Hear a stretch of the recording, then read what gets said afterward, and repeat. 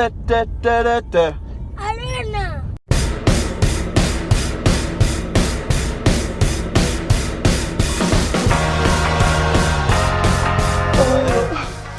This is episode... What episode is it? 4? Is it? 4th episode? Yeah. Fuck, feels like we've been doing it for about 4 years. Yeah, episode 4. I'm going to try not to swear again. We're going to talk a load of shit. Oh my god. Start that again, shall I? Yeah. Is that me coffee? Is it on? Yeah. Joe's on you, son. Not very well, man. Not very well, No. man. This is episode 4 of the Gate 2 podcast. I'm doing the intro because no one else wants to. And Clarky got a bad throat, so I'm going to try not to swear again. Let's see how we go.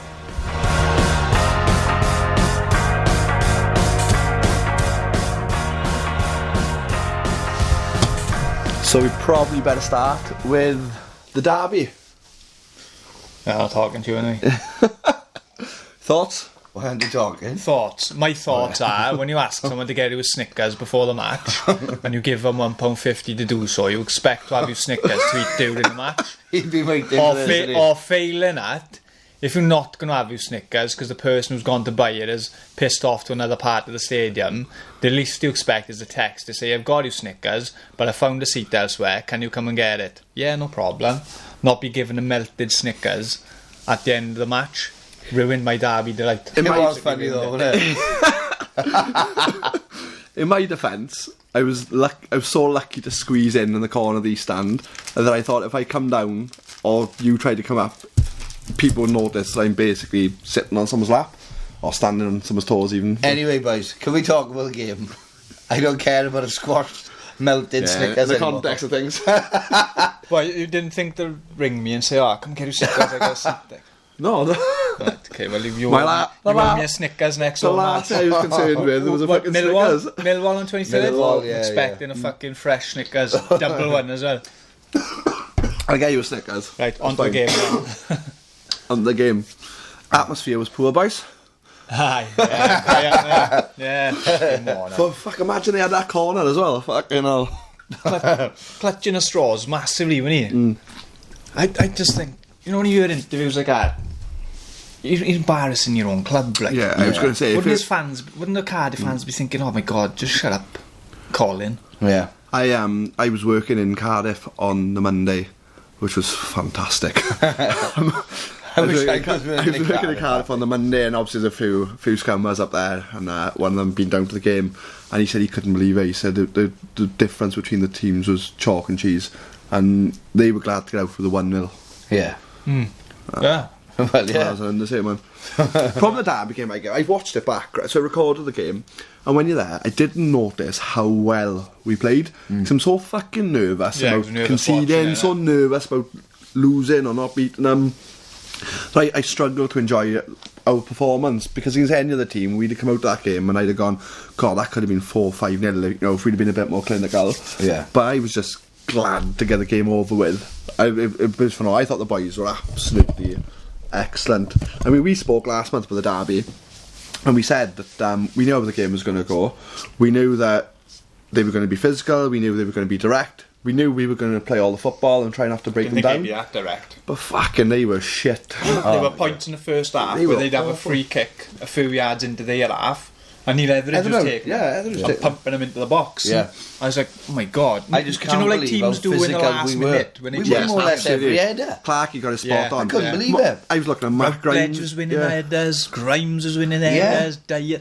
Fucking, I thought they were going to bully us. Yeah. And in the end, I think we bullied them. I know. We had to stand. We had to stand up. Brilliant, We knew we had to stand up and be counted. But not only we stood up and were counted for, we were better in the physical challenges. Yeah. I think it helped as well. The Warnock went with a 4-4-2, and the fact we played then with Byers, Grimes, and then had Celine in the hole. Yeah. I said last time we recorded that we were struggling to win the midfield battle at home. And the fact they went 2 against 3 just played right into our hands, because we won the midfield battle every single time. Every time it's a 50-50, we'd win the 50-50. And every time the ball broke, we'd be first. Yeah. I thought we were superb. I struggled to pick a man of the match. on the day. Yeah. I really struggled to pick a man of the match. I know Ayew got it, didn't he? Yeah. He was excellent. He was man of the match for me. Yeah. It could have been somebody else, and I would have. It's one of those games where it didn't matter who was man of the match. No. It was just the case. It was that result. It was, wasn't it? I think the most disappointing thing, if you're one of those lot, is that we wanted him more. We wanted him more. Yeah. It looked like the derby meant something to us. Yeah. And I just thought the boys were absolutely phenomenal. Yeah, but Ayew had man of the match, and everyone in the week when they were calling for him to be the number 9, and it worked. It worked brilliantly because he's a big game player, but. Yeah. And he held the ball up, like it was a lot to his game. Flicks, little flicks running the channel, a bit of everything. Yeah, just more mobile. And I've seen Borja Baston's form. He had that burst at the start, didn't he? Yeah. And then you could see, like, I wasn't confident that he'd keep that form up. No. I know it's easy to say no because he hasn't, but I said it from the start. He's not the long-term solution. Well, the problem is, it's not that he could keep it up. It was the fact we were too predictable as a team. Yeah. It was going into him. He was holding it up, waiting for our joking wingers, because we weren't even playing wingers then. You know, we had our right back, left in, back, and Selena cutting in. They were coming in. We didn't have. There was so much space out on the wings. I just thought in that Cardiff game, boys, we looked more balanced. That's why I'm glad he brought Diane Routledge, because that gave us a lot of one. They couldn't read what we've been doing for the first part of the season. Yeah. You know, so it definitely changed things up. Yeah, that wouldn't have been in the games that they watched. No. Wouldn't have been in them at all. That was our first game with them. You know, and we've stuck with them now. Yeah, maybe that's part of why Neil Warnock went with a 4-4-2, because he thought, well, we can get away with it at Swansea because they play narrowly anyway. Do you know what I mean? And we don't get me wrong, we didn't things. You know, we didn't hug the touchline. Yeah. But we were nowhere near as narrow as we were. Like, do you think he listened? You know, about wingers? Steve Cooper. Yeah. Because he's stuck with it. I don't think managers get into fans' opinions on it. Yeah, they're not scrolling through Twitter. And do you think? But he's obviously got people up in the stands watching. Oh yeah. I think. You know, do you think they said, "Oh, maybe we should try wingers"? I just also because they've kept with it for the last 2 matches after Cardiff. Now. Was it Wigan and Sheffield Wednesday? I just think that the context of the game, having 2 people at the club who've been there for so long, been through so many derbies, I just felt it was natural. You know, Dyer in particular, how many derby games has Dyer played now?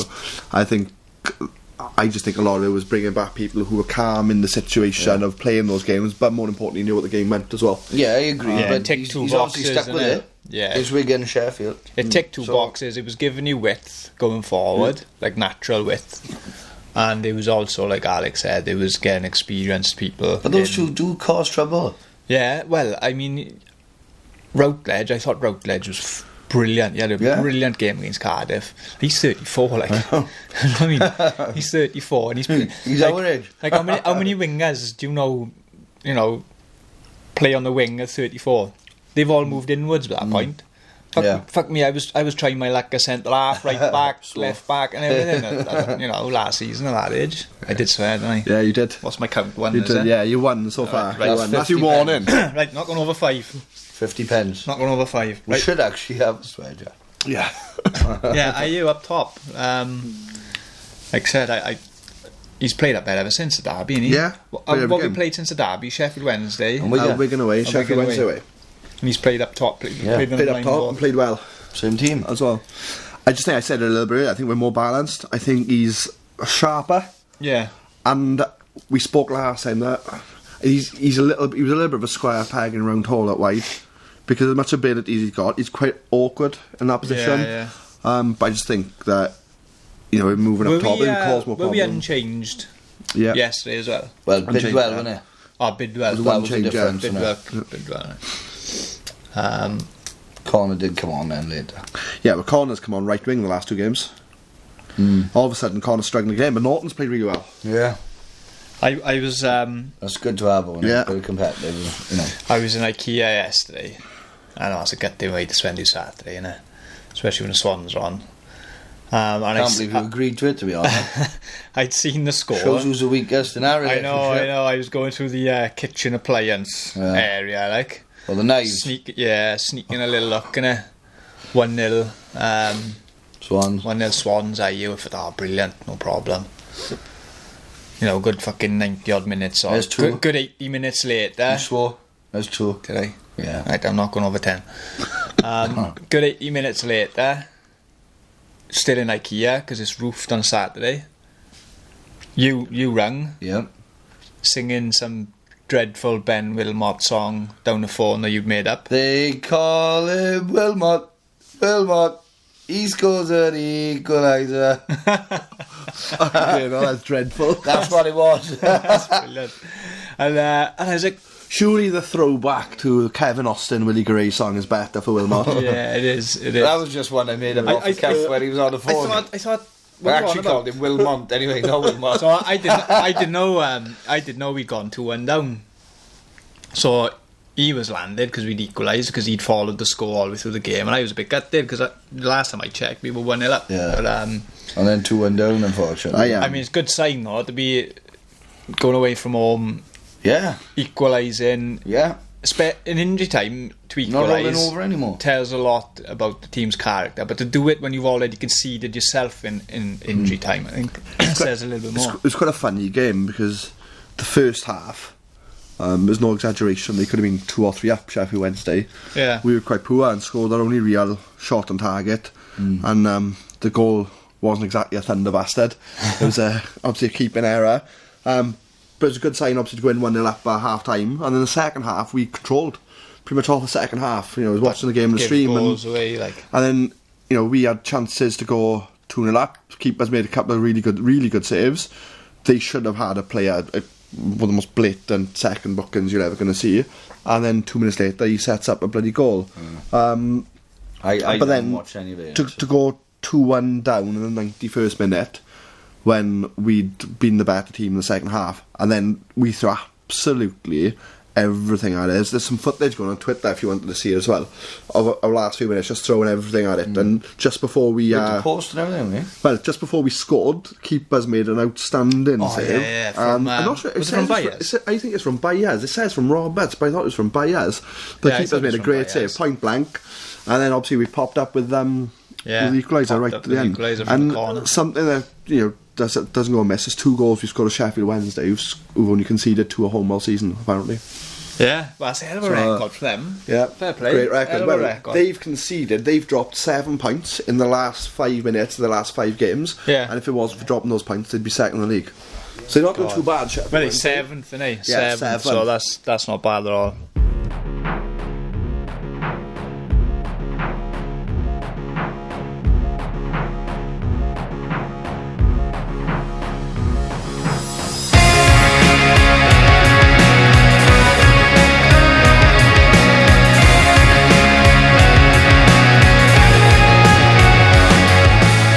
There's 2 things at the start of the season I didn't think we'd be saying in a November recording. One, that we're challenging for top of the league. As above any of our expectations, I think. I'm sort of... It was exciting when we were actually top of the league. You know, back end of August, September, whenever it was. Now when you look at the league table, there's so many teams up there. Being up there, I'm indifferent to it at the moment because I know it don't matter now. There's so many teams that are also vying for top spot that it's just a nothing thing at the moment. The other one I didn't think we'd say going into the 3rd international break is that we're unbeaten away from home. Yeah, I know. It feels like it's something sort of special in the water when only the only club in the Football League or the whole only club in the EFL. Premier League? No. Two clubs in the Premier League. Yeah. I want to say Liverpool won because they haven't lost a game, and Sheffield United. Sheffield United. And I thought by the time we were recording after going to Spurs yesterday that they might have dropped off, but they've picked up a point there as well. But 3 clubs in the top 4 divisions, and we're the only club in the EFL who haven't lost a game away from home. It says something, doesn't it, boys? It says something. Last minute goal yesterday, last minute winner at Wigan. Yeah. I know we've popped up with some really big late goals on the road as well this season. Yeah. We went down resilience. 1-0 at Charlton. Yeah. You know, we ended up winning 2-1. Because you were there? I was there, yeah. You know, these are the ones that just stick in my mind. But I'm just trying to think of how... Well, QPR went back to 1-1 and looked like we were under a bit of an onslaught and then found a way through. Yeah. I just think on the road, boys, I didn't think that our bigger strength this year would be our resilience. And I thought we'd be picked off quite a bit away from home, and I thought it'd be our home form that would sort of see us to a mid-table finish. I tell you what, next international break after this in March, if we're still unbeaten on the road at that point, well, that'd be incredible, wouldn't it? International breaks are annoying, aren't they? No, Yeah, It's fucking I us up didn't the last realise 2 how times. many there was, and since I, become a season ticket holder, because obviously you're thinking, right, is there a game I'm going to this weekend, or and then you realise then, the internationals everywhere. It's depressing, isn't it, when the Swans ain't playing, and the only alternative we've got really is to go and sit in Cardiff Stadium And go with a and bunch watch of Wales. Cardiff fans and watch Wales. but the worst part of this international break is the fact that we played Cardiff on the 27th of October, Yeah. and there's 4 weeks between that and our next home game. Yeah, well, Hell of a week. speaking of home form, hopefully the Cardiff game has seen us turn a corner and we can kick on. That said, now we'll probably lose 2-0 at home now to fucking Millwall. Is that next? I think they won yesterday. Yeah, it's scored late, I think, winning, today. yeah. They scored late, apparently, but Today. I haven't seen the scores from yesterday. But I just read I'll they tell scored you late. now. Chat the way to yourselves and I'll get the Millwall score. But we got Millwall at home next, followed by Fulham at home. So you're hoping, Millwall beat Charlton 91st minute. 91st. Newspaper's a nice touch, boy, isn't it? It's like Sunday supplement. Yeah, I know. Yeah. Yeah, Millwall at home next, and then Fulham at home. Where do you Should get be a paper tough from, one. like? The newspaper shop. What? Newspaper shop. Spa, innit? Oh, I didn't realise people still read newspapers. no, I mean, Yeah. great as well. There's loads of pictures for you to look at. Yeah. Lots of pictures, headlines, big word in, like, Yeah, as in big font size. you blind as fuck. What can I say, boys? I'm an analog guy in a digital world. Like the If we need help with any words, just I let wouldn't me be and Alex asking know. you, mate. Can't even pronounce Ben Wilmot's name. Wilmot. And he scored the Wilmot. winner in the derby for us. Well, he should be famous. Well, Wilmot's you got... should be screaming his name when you were jacked. I just fucking bid 208 quid on his jersey, that's enough. Well, you better up it, mate. Boys, 3 league starts, 2 goals. One of those a late last minute equaliser, one of them a derby winner, and a last ditch tackle at Wigan. Just stop what's going behind. Not bad, Yeah. is it? He's had Oh, a he's decent not old bad. start. If any player needs to be recalled to his parent club to protect his legacy, Yeah. it's him. Because how would you keep our level up? No, fair But we play, spoke he's last very month. We spoke last month about the fact he couldn't get a game, and we said, "Fuck, there must be something that Wilmot we're not seeing. He must be shit, basically, to not be able to get a game. We've got yeah, it, what's happening? we seem so reluctant to play him and give him any game time. But Just constantly playing Road, and in all fairness, we like him and he's playing well and all the rest. Roden's of it. been excellent. I think Roden's But had a great he was season. playing but for Wales and everything like that, and he still wouldn't. Still couldn't get him in like, take him off after 70 minutes. Poor Wilmot. Credit to Ben Wilmot. All right, you see so many players that go to a club on loan, and I think when you go to a club on loan in the league below, you're expecting to play games, and when you're not, you see so many players get frustrated, and that sort of frustration, that angst sort of gets the better of them, and when they eventually get their opportunity, they're not in a position to take it because their head's not right. Yeah. So it says a lot for the boy that he was focused. First league start. I mean, he I got was going to say, A Cardiff. if you can't get over Cardiff Swansea, then I think it's one of those games that makes or breaks you, doesn't it? Yeah, If you yeah. come in and have a shocker, But what then I'm, there's no but what coming I'm back. saying But is, how many players in his situation would have gone, all right, I'm in today, would have panicked, tried too hard to impress, tried to have done too much, tried to have been too dominant, given fouls. Do you know what I mean? Yeah. And he didn't. He played in that game. Like he's been playing all he season. Played all season. Yeah. So and like he was an experienced centre Yeah, half, he's not gotta just take a a lot- young centre. gotta I think take a lot of credit. I think he's been absolutely superb. Leads me on to my next question, boys. So I saw a debate on Twitter yesterday about a centre half conundrum. So when Roden is back, yeah.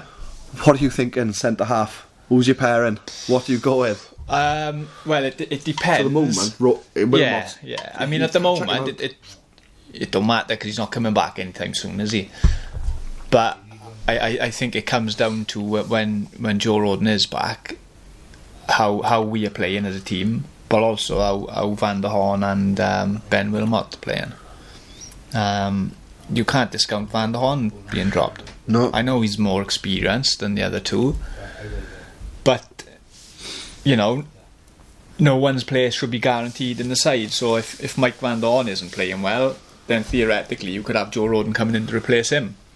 I think at the moment, on our current, I know obviously it's a while till Joe comes back, but for me, I think I'd be putting Rodon back on the side next to Mike, and I think I'd push Wilmot into midfield where we know he can play. I'd like to see if we can do that. Yeah, sit him in midfield. Sit him in with Grimes. We've said that before, about having him sit in midfield. I don't like I like centre halves to have a partnership. Yeah. You know, and I like them to try and stay together for as long as possible. But, I think that's the problem, though, isn't it? I think that, you'd want Joe and Mike to play as much as possible, especially if that's going to be our centre half pairing going forward. But the thing is, but Wilmot's come in and he's hardly done as much in his 3 games. When you're playing at home, you're going to draw criticism by playing a centre half as holding midfielder, because there'll always be the argument that you don't need that. You should be attacking teams, especially teams that are inferior to ourselves.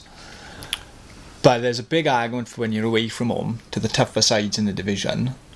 The ones that play with like a number 10. Yeah. Do you know what I mean? Where their star player is their number 10 who drifts out. Get Ben Wilmot in holding midfielder if your other 2 centre halves are fit, and then you've got. I see what you mean. Yeah. And the last, if we've nicked a goal and we're under the cosh, like the last 10-20 minutes of the game, Ben Wilmot can drop. You can make a back 5 from that seamlessly, and have your other midfielders drop. Do you know what I mean? Yeah.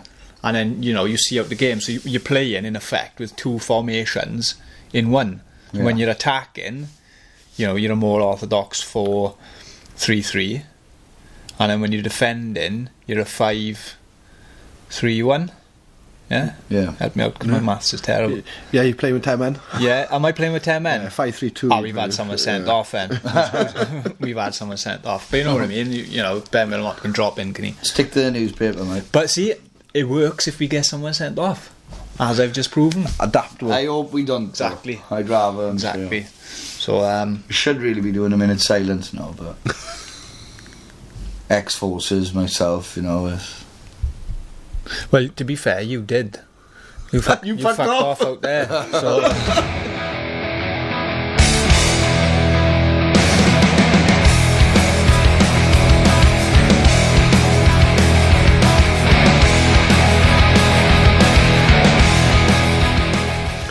I was pleasantly surprised to see the Swans wearing their yellow kit as well. Especially after you shelled out for it. I felt a bit bad that they hadn't given it out.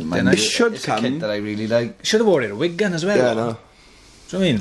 It should come with an 18 rated warning. Because it's pornographic. It's pure pornography. Have we wanked over yet? Pretty much. Yeah. No, I think it goes well with the poppy. To be fair, Clarky's probably has wanked over this. He's probably been... He's definitely wanked in it. Saying that, there's poppy... been servicing himself, forgot to bring the wet wipes in from the bathroom. I wouldn't use that. Leant over the bed, and all he's left is his Swansea third shirt, and he's gone, fuck it, come here, Van der On. No, we've got him back there. Rodon, innit? Rodon. I bet you've got a picture of Rodon in his hospital gown in his bed. Because he had fucking 5 letters in the back of his fucking name. It's the same price no matter who it is these days. Do you remember that when he used to be like 50 pence a letter? And a pound number. JGB Sports. I remember when I was a kid, right? Dare I say, everyone went to Man United kit in the 90s now, and I went to run with Kanchelskis on it. Fucking print cost more than a shirt. No, never mind.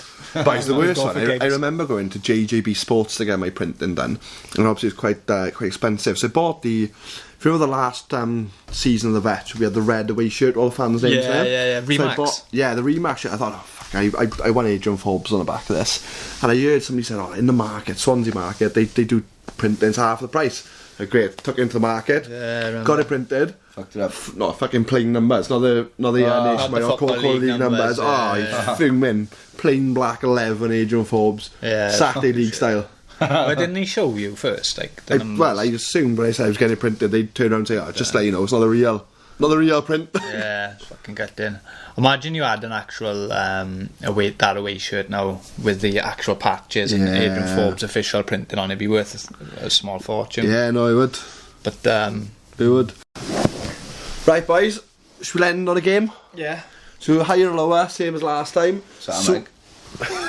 It's a little snowman. I guess that. Yeah, you put cat treats in there. Oh, fuck that. And ginger pussy fucking thing. Oh, hang on now, aren't you falling in love with a ginger pussy? Yeah, but... There we go. I can lick my balls, you fucking header. Sonny can lick my balls. No, he can't, because I won't let him. I'm not putting treats all over my ball bag. I have to go with a strange turn, mate. It always does, doesn't it? It always takes a strange turn. Right, higher or lower? Clarky's at the wheel. Right, higher or lower? We went stadium capacities last time round, so we're going to go years founded this time round for championship clubs. So I'll give you the first club, which is Barnsley. Right.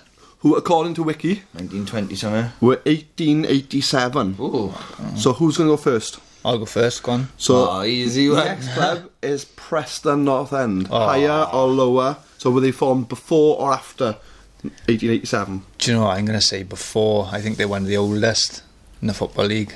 Going before? Before. 1880. 1-0 to Michael. Yes. 7 years before. Get in. Frank Clank. Yeah. You've got Stoke City. Formed before or after? After. After Definitely 1880? after. Stoke, one of the oldest clubs there are. 1863. Shit. Still 1-0 to Michael. Trick question. Bastard. On to one of the other oldest clubs there are. Sheffield Wednesday. Founding members. They formed before or after Stoke City? I'm going to say after. After? Yeah. Yeah? After 1863. 1867. Get Oof. in. 2-0 to Mike. Good Fine. penalty, see it? Yeah. Charlton Athletic. Formed before or after 1867? It's gotta be after. It's got to be after. I'll give you an easy one. 2-1. 1905. Charlton Athletic. Millwall. Before or after 1905? I think after, I do. After? Yeah, I do. Yeah. I think about 1916. Oh, good guess. Nowhere near. 1885. That's right. So this to take it to a tie-break, Clark. So Reading FC. For Millwall 1885, just so you know.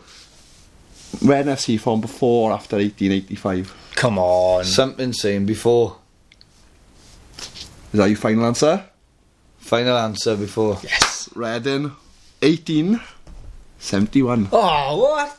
Desmond, boys. Clapping for. I had them early 1900s. Just like the score yesterday, 2-2. It's a tie-break. So I'm going to give you a club. I'm going to Okay. give you a club. Desmond You've got to 2-2. tell me what year you think they were formed. Right. Closest wins. Okay. Queen's Park Rangers. Right. Um, Now, we've been there quite recent. I know. Yeah, I'm they were sure formed before then, no? Yeah. Right, okay. 1879 I'm going for. I'm sure it's 1880s. So I'm going to go 1887. The logical thing to do is when you go first, if he thinks it's higher, just go 1 year higher, because then you're guaranteed to be closer if it's I know, higher. but I wouldn't do that. But, No, what he means is, I know, but I didn't think that. I didn't think that. I did, you fucking head there. I could have got, if I thought it was lower, I could have gone one lower. Ironically, you're both really close. Right. So you went 79, Clark, you went 87. 87, 1882. Is that me? You've got it. Get in. You were 3 out, Clark, you was 5 out. Happy day. That was close, Oh, right? very close. Very close. Yeah. Good enough, boys. Very close, yeah. Fucking happy with that.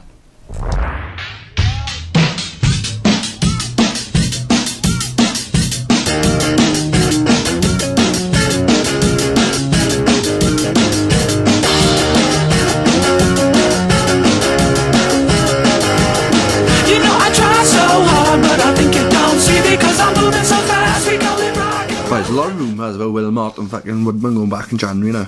Is it? Yeah. Oh, it was Cooper had come out, he was answering his interview the other day.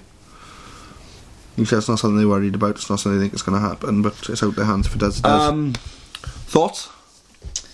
Azerbaijan away, Hungary home, bit of a mixed bag, who's available, who's not. Both Bale and Ramsey both didn't play because they're not match sharp enough, but not injured. Are we going to see Gareth Bale, Aaron Ramsey, and now a goal scoring Joe Allen in the same side? Scored yesterday, didn't he? And Daniel James. Dan James as well. To be honest, the thing that's exciting me most about the international break is the new kit coming out. I don't like it. I've seen what it apparently is. I'm not sure how legitimate it is. It's released on Monday. Maybe that's the one I've seen then, but I don't on like Monday. it. But to be honest, I don't think we got a shot. I don't think we're going to qualify anyway. So, and seeing what the international break has done to our club form, 2 times already this year, I just haven't got the edge for it. Especially now because we've had a long run of away games. Like I've missed watching the Swans. Yeah. And what we've got, is it 1 home game before the international break? No, that's it. No, Just the one? What's that? Oh no, we haven't. We've got international break and then yeah, 2 home international games. break and then 2 home games on the bounce. Then 2 home games after it. So yeah, I'd much rather have it the other way round. I'd much rather have the 2 home games and then the international break. But yeah, I don't know. I'm not optimistic about the Welsh team at the moment. I don't think we're going to qualify. No, I think we've cut it too short now. Confident. Giggs doesn't really inspire any confidence, does he? I just think we assume the 3 points in Azerbaijan are a gimme, and they're not. No, they're not. No, they're not. Yeah, we struggled at home against them. Yeah. And it's a very Wales thing to do, isn't it? To go and lose to Azerbaijan. We're definitely capable of winning both games and qualifying automatically. Yeah, definitely. But I just don't see us winning when it really, really, really matters. Thing is, we did draw with Croatia, didn't we? Yeah. And that was a good point for us. I think they were all over us. The problem you've got is, the 2 points that we gained in the last international break were, in the context, fantastic points. Go away somewhat difficult and get a point, and then not lose to Croatia. That's fantastic. It's fantastic if you haven't gone away to Hungary. We got that lanky fucker up top. I don't like him, boys. I don't. No, I can't help it. I don't. I don't know. And he scored against us. He gives us something different, eh? Yeah, he does. What I would say not is enough for the biggest problem I think Wales have had in this qualifying campaign, other than the injuries, is again a bit like the Swans. We've looked a bit unbalanced because we've been missing a striker, and we've missed a striker for quite a while. But I think with him up top, I think we played better. Even if he's not technically as good as your... I mean, Vokes has been dreadful now for a while. I mean, ask Stoke fans. They paid 7 million for him. I think he paid more than that. I think it was 8.5 or that. It's freaking ridiculous. I can't believe it happened. And, he's been shite, didn't he? Yeah. He's been absolutely shite. Other than his header against Belgium, I don't think I've really seen much of Vokes I've liked. No, he's not fucking great, is he, to be honest? But so you are left with people like Kiefer Moore, whose grandmother's brother's best friend was fucking Welsh. Yeah, bought a rabbit in Wales once. Yeah, so... they had Welsh rabbit in the pub. yeah. We'll take what we can get, boys. Yeah. So, for what it's worth, I think that... I think we're playing better with having a striker up top. I think it allows Bale a bit more freedom. Yeah. And... obviously Kiefer Moore hasn't got the quality of your Harry Wilsons and your Tom Lawrence, or he's probably a better driver. I watched the game, Forest and Derby. Yeah. He should be in jail. He should be in jail. Tom Lawrence, he should be in jail. Yeah, they're not wrong. Right I was laughing, man. Right enough.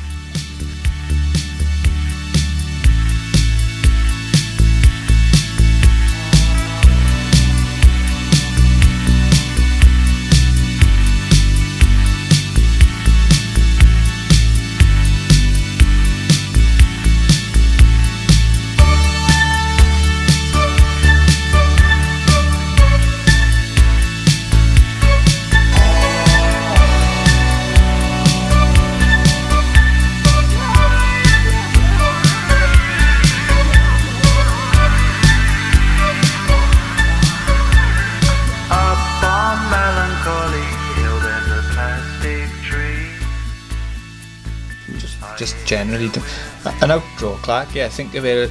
Know the end of sex where you pull out. I don't pull out though. Okay, when you finish the flourish. Alright, think of about like a 50-50 tackle where the player might get hurt, so you pull out. I never pull out. Right, okay. Right. No one who lived in your flat, you want to reverse out your parking space. Did you know it there? Did you pull out? Did you vote for Brexit or not? Yeah. You did. So think we're like Brexit and think you're the one to make us pull out. Well, I did actually. He said I want to leave. So that's what out is, pulling out. Yeah, think of this now as sealing the Brexit deal on the episode and pulling out. Okay, listeners. Thank you very much for listening to episode 4 of our podcast.